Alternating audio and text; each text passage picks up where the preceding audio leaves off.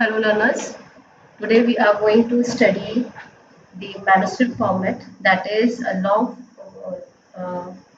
formal report, the structure of a long formal report. In the previous session we have discussed about the report, what is a report, and before we delve deep into the manuscript format, let's just have a brief recap of what a report is and what are the characteristics of a report.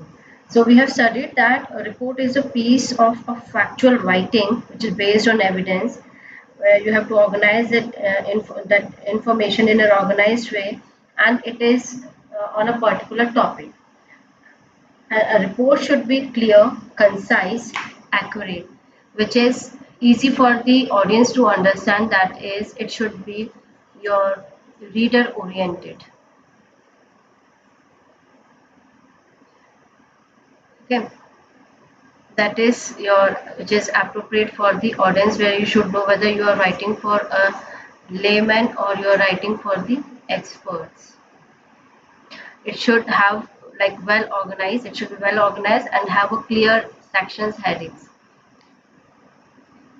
Then we have studied about the formats that we have seen. We have manuscript format, letter format, memo format, and printed format. Today we are going to discuss about the manuscript format. So this is just a summary of your manuscript format, where this long formal report is segregated into three sections. The first one is the prefatory part, that is the front matter. Then is the middle part, that is the where the discussions takes place, and the third one is the back portion or back matter, where the like the appendix, reference, and glossary, uh, your index takes place. So like I have written this opt over here, that is an optional. These are the four components which are optional that may be included in the report.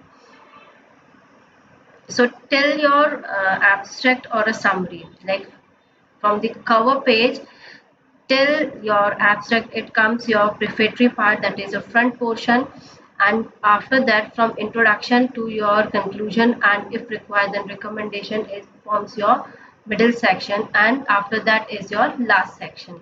Let us, I will show you with an example and in detail. So when we talk about the title page, what does the title page contain, and what is its purpose? So first thing is, what you have to give in the title page is you have to give the title of the report, whosoever is writing the report, his name, and to whom you're submitting the report, and when you have completed the report. That these are the important things that you have to include in the your title page. Then comes your table of contents, where you have to give the headings, subheadings with the page numbers. Then comes the abstract, or you can say the executive summary. It gives the summary of your whole report, whatever you have done. It outlines the report's purpose, methodology, your findings, the conclusions, and recommendation. It is generally written in past tense and is prepared at the end. It's not that you have written an abstract before completing your report. No. The trend says that when you complete your entire report writing, then only you prepare the abstract. After that comes your introduction. In introduction, what you have to mention is you have to mention the entire outline, the background, and what's the purpose of a report. You have to define the terms, you have to set the limits of the investigation, so that your audience can easily identify what the report is about, how you have gathered the information. So entire thing should be mentioned in your introduction section. Then comes your discussion and the findings. Now what are the things that you have to include in the findings and the discussion? So finding is what was found during your research and investigation. You have to give the facts. Then through what? Through table, graphs, diagrams. You can use that. And that too be relevant to the issues. It should be logically arranged with the proper headings and subheadings. Now what you have to do in the discussion, this is what showcases your findings, that you have found such things while doing the investigation on your particular topic or a project. Discussion, in this particular section you may include the analysis over here. You can interpret the things, you can evaluate the things. The discussion draws together different parts of the findings and may refer to the findings of other studies or the theories. And we have studied that we have a recommendatory report also. We have your analytical report or interpretive report. In those kind of a report, the discussion portion plays a very important part. And at the end, you have to include the conclusion, which is a brief statement of your key findings, where you whatever you have done in the report, where the full explanation is given. But here you have to give the crux of your findings, and then you have to what you have to do is you have to arrange so the major conclusions comes first. What are your major conclusions? You have to give the priority to that portion, and it should relate directly to the objectives which are set out in the introduction. Whatever objective you have included in the objective, you have to relate your conclusion with directly with that. Now there are certain things, like if it is a recommendatory report, recommendations are not always added. You have to ensure that if it is a recommended report and you are asked to give a recommendation, then only you have to give your opinion in that. Okay, so the opinion of the writer of the report about the possible changes are included in this. If you can give any solution to the problems, include the solutions, and then including who can take the action, what should be done, when and how should be done. So all these point of views of yours can be included in the recommendatory report. And then at the end you have to give the references, or you can say the bibliography, where you have to give the detail of the books and the sources which you have referred while preparing your report. And appendices is your comes at the end, where you give the additional information, or you can say the relevant information which you may not include in the main text, in the main portion of a report, because it may stop the free flow of the report. So for example, the questionnaires that you have prepared for your report, for the data analysis, you have done the survey, so that questions can be included, and I must say not only can, it should be included at the end in the form of the appendix. There can be like appendix A, then it can be appendix B, but these things you have to mention in the main text while you are preparing your discussion session.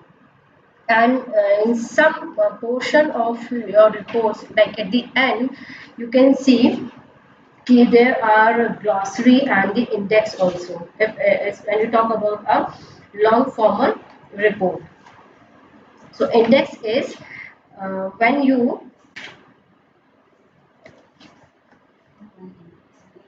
have a glossary. Glossary here means where you prepare the list of technical words which you have used in the report. So that comes your glossary. And at the end you have the index. Index is basically intended to serve as a quick guide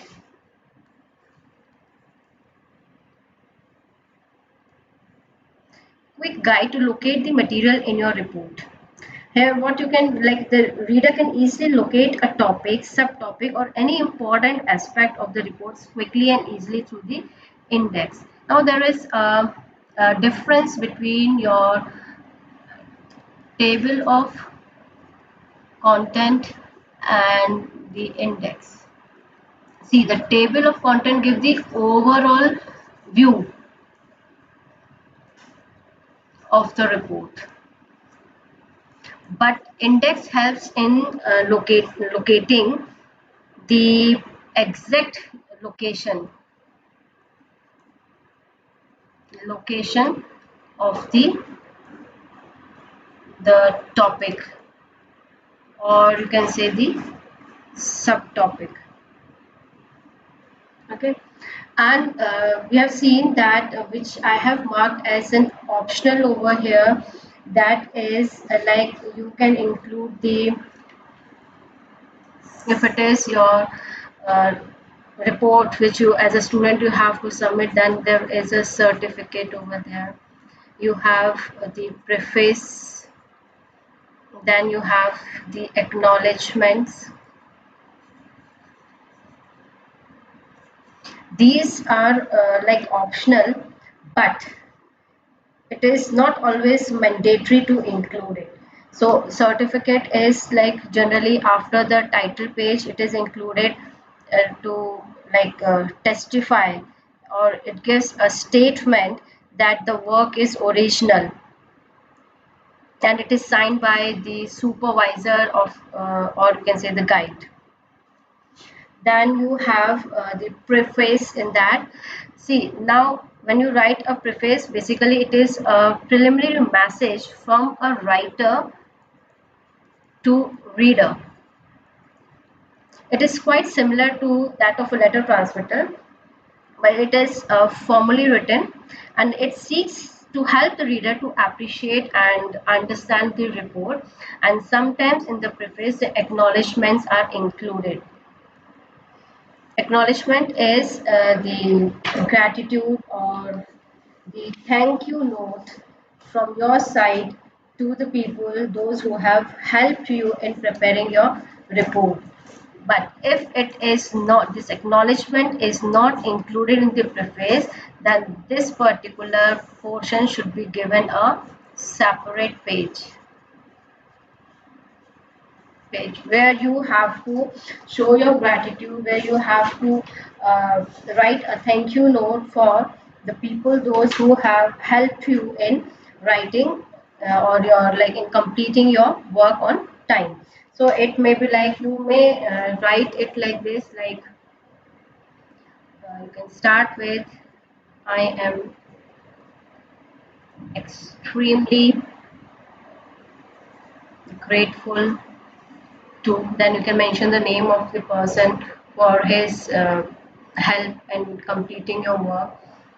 You can also write my heartfelt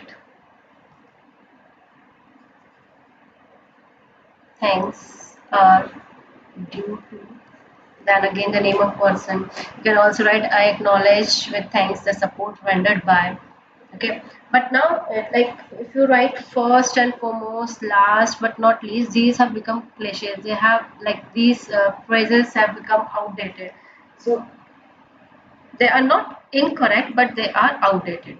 So I hope you understand the entire thing, how you have to like what are the things that you which are considered as important in report writing in the prefatory part. Then the your the main portion, the middle part, where you have to focus on your introduction, discussions, and the conclusion. And then you have to like focus on the back portion, that is where you have to include the appendices, the material which you have not included in the main portion but which is considered as important, so you give the detail over there in appendices over there. And then glossary and index is given at the end. I request you to like, share, and subscribe, and happy learning.